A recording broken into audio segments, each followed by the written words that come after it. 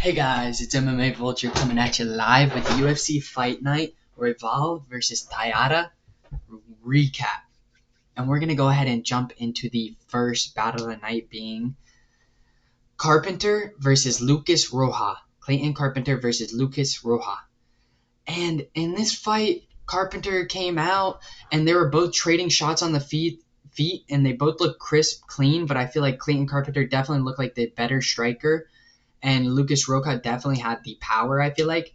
But Clayton Carpenter also took it to where he had more of the advantage, which was the grappling department.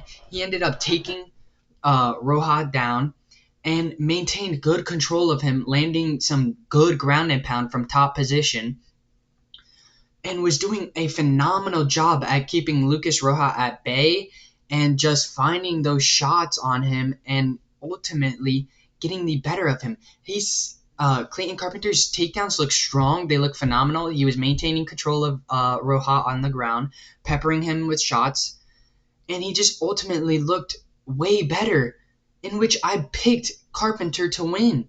I did not think that it was going to end via submission. I thought that this was going to go the full 3 rounds, but it ended up being by submission because come second round, Carpenter comes out and Lucas Rocha kind of like rolls, but either way, Carpenter gets the back and ultimately finds that rear naked choke as they're scrambling and locks it.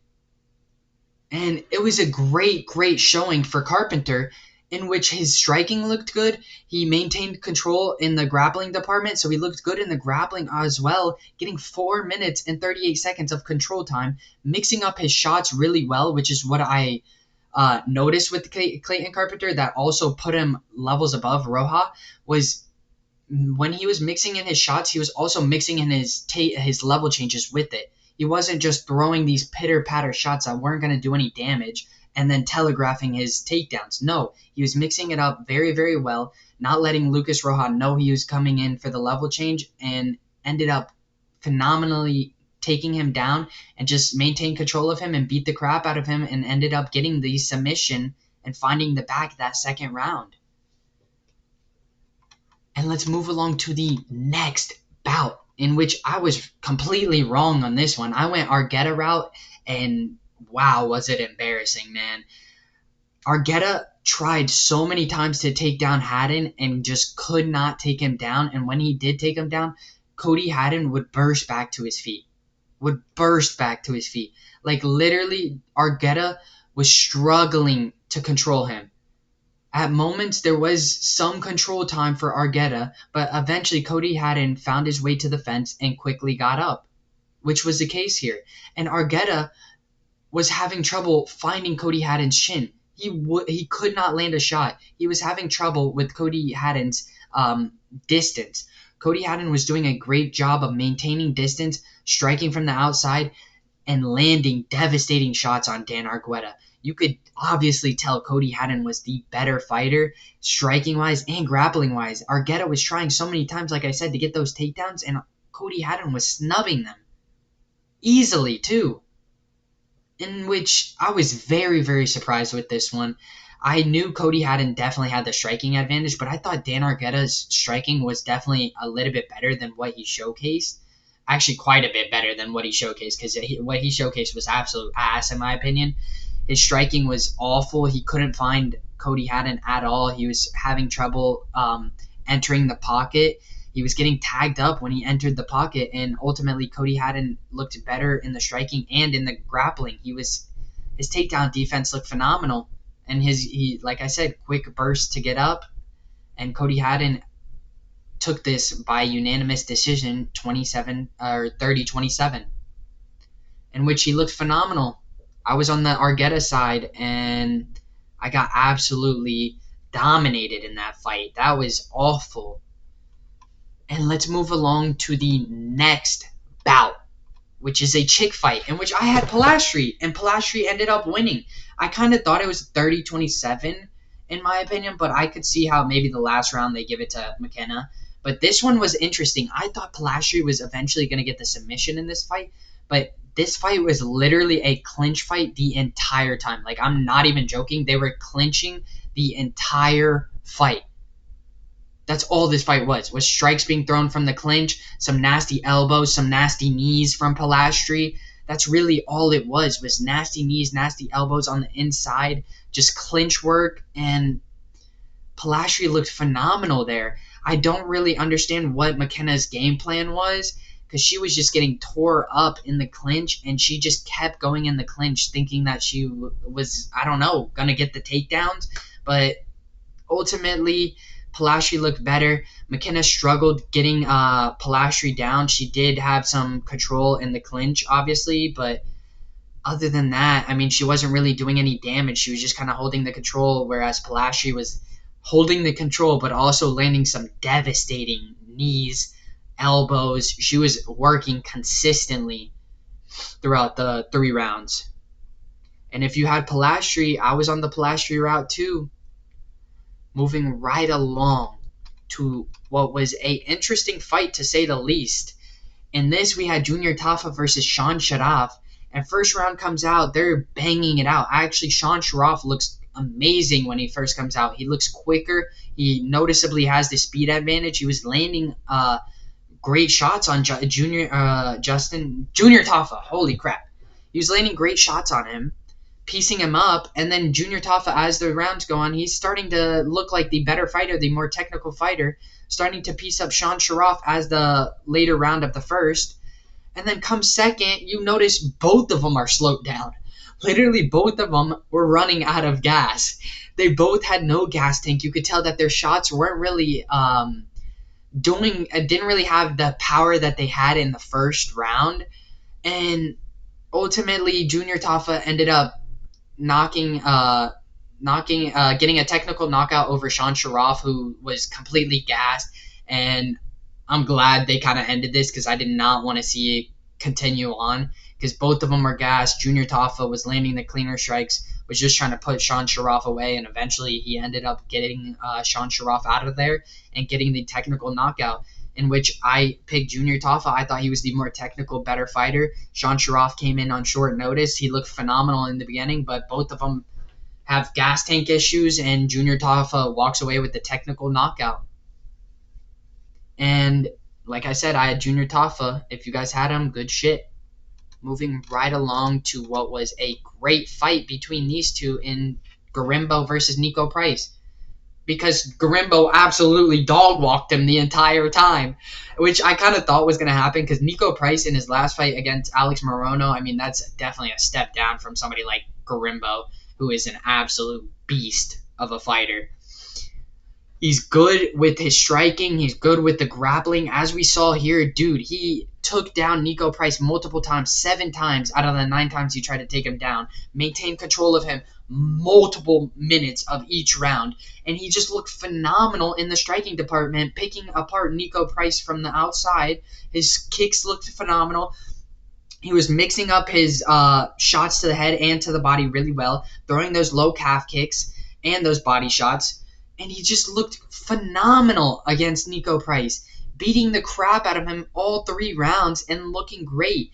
He managed Niko Price on the ground very, very well, maintained control of him, and just peppered him with shots, beating him the entire 3 rounds. And I honestly should have had Gorimbo as one of my more confident picks, but I kind of didn't think that he was going to be one of my more confident picks, only for the fact that Niko Price has that knockout power, so I was a little bit worried. But Gorimbo looked amazing, and if you guys had him, I did pick him to win.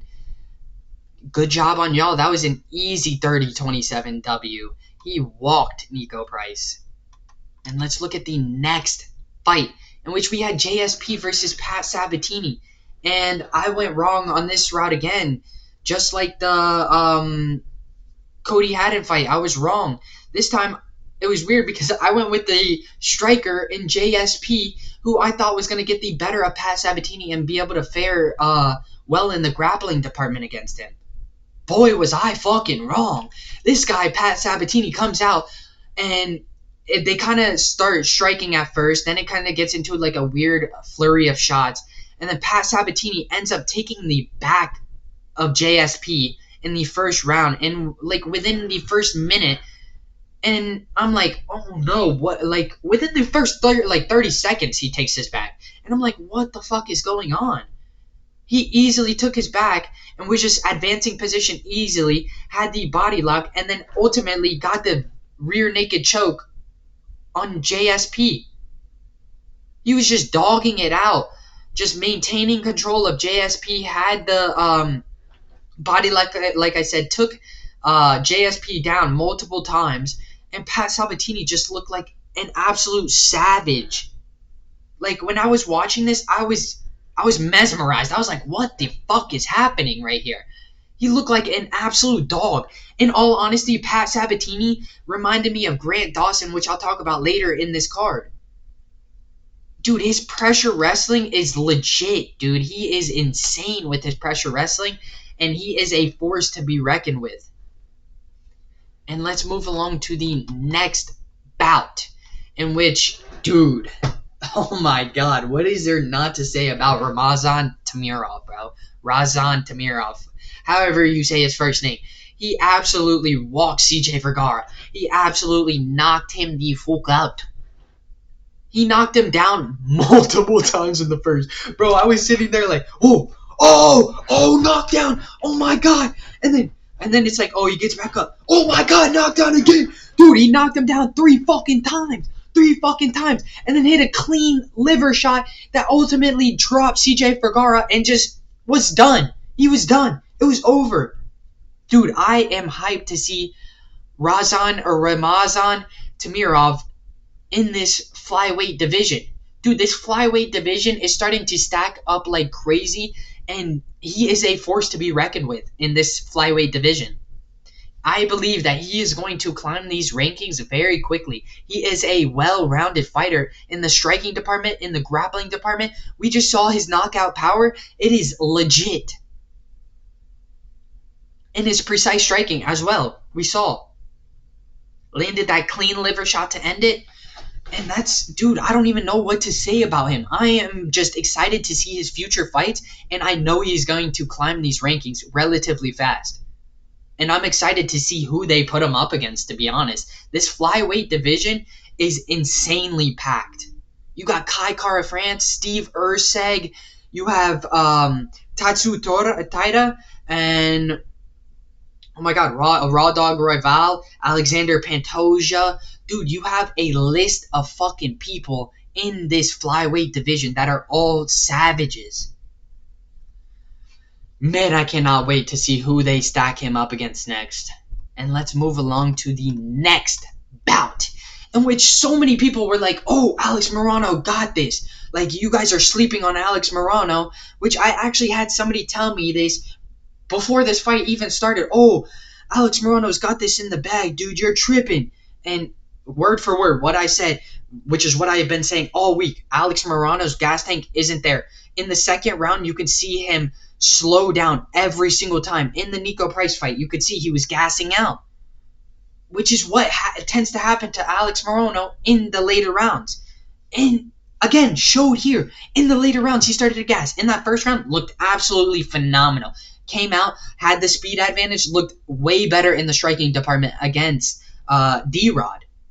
Then comes second round, Alex Morono comes out, and he's starting to look slower, and D-Rod is starting to look better in the striking department and starting to have that fair, even line in terms of striking. And D-Rod just showed that his striking is legit, and Alex Morono just kind of doesn't have that gas tank. Because come second round, he looks way better. D-Rod is starting to find his striking, starting to fight from the outside, starting to maintain distance, and he looks phenomenal in doing so. He ended up getting a takedown on Alex Morono in the mix of strikes, and he looked phenomenal doing so.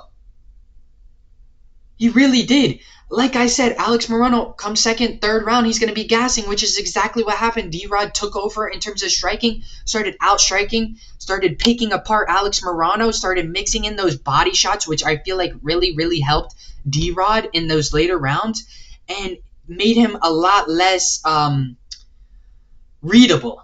A lot less readable, and he just wasn't telegraphing his shots. He looked phenomenal second and third round. He started picking apart Alex Morono, ultimately got the split decision, 29-28, in which many people thought that Alex Morono was going to get the win. No, D-Rod got the win. Let's fucking go. Another one that I got right. I had D-Rod to win. And let's move along to what was a banger fight in Grant Dawson versus Rafa Garcia. Grant Dawson just mauled him. I mean, dude, this was this exact same thing as like the Pat Sabatini fight, man. His grappling is absolutely legit. Like, it is fucking insane the amount of pressure that they put on their opponents and just overwhelm them, make them uncomfortable, maintain control of them, and just do not let them have any sort of like control over their own body, to be honest. And Rafa Garcia, like we kind of thought, was a good striker. He came out, landed some decent strikes on Grant Dawson, actually connected pretty well on a few of them.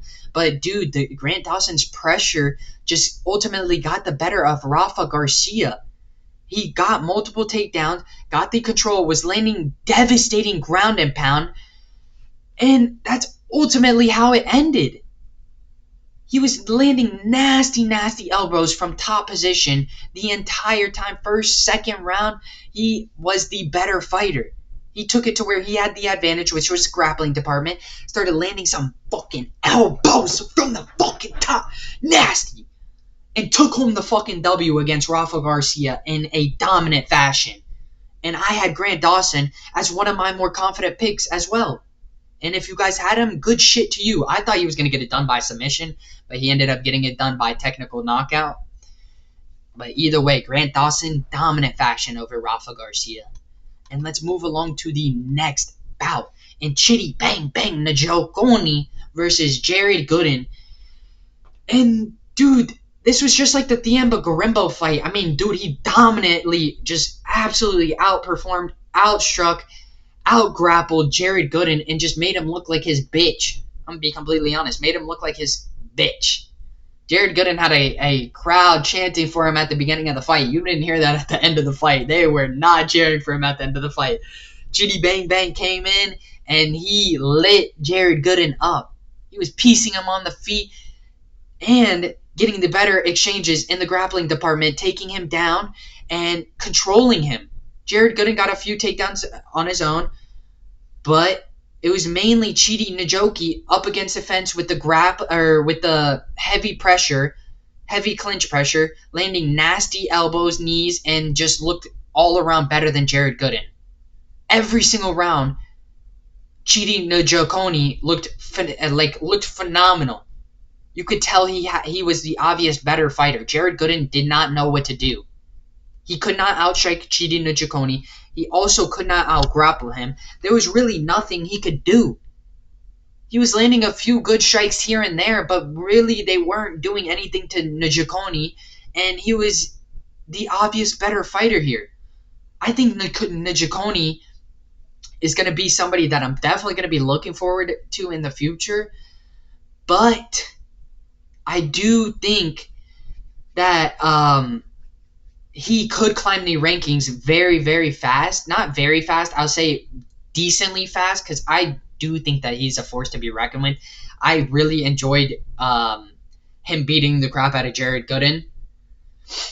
And let's move along to the next bout, in which was the co-main event, my lock of the night, being JunYong Park. And man, oh man, dude, let's talk about this fight. Coming into this fight, I thought I had this in the bag. I thought, listen, JunYong Park is consistently getting better.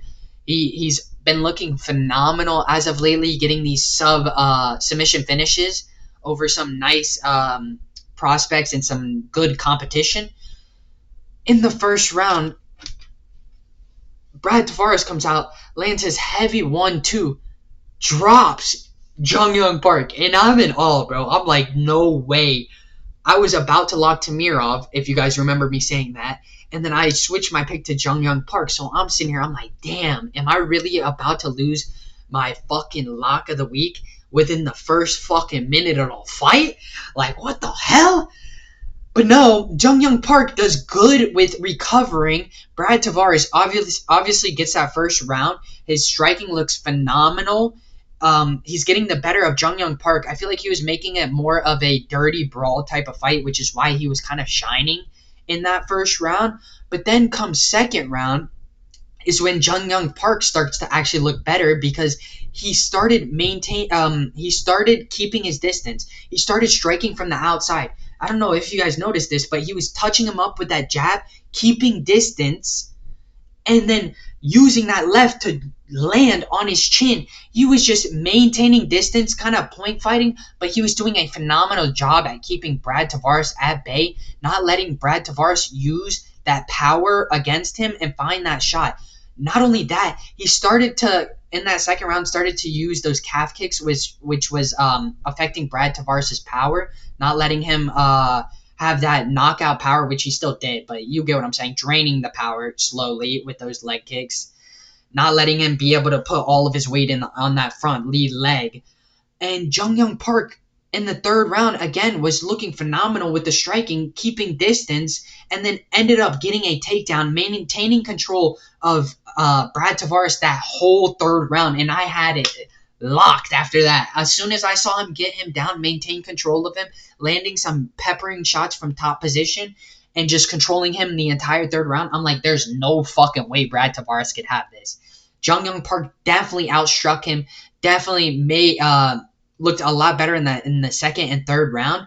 Man, oh man, was I worried that first round, though, after seeing that knockdown so early in the first, which I don't understand why they don't have it as a knockdown. I thought it was a clean knockdown for Brad Tavares, but either way, JunYong Park, my lock of the week.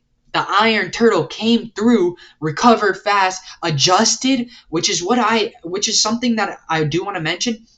His fight IQ is phenomenal. He adjusted to Brad Tavares' power, adjusted to the fact that Brad Tavares is a lot better boxer on the inside with stronger power. Instead, JunYong Park stayed back, maintained distance, and just peppered him from the outside and was the better striker, and then took it to the ground where he had the grappling advantage in the third round and got it done via split decision, 29-28.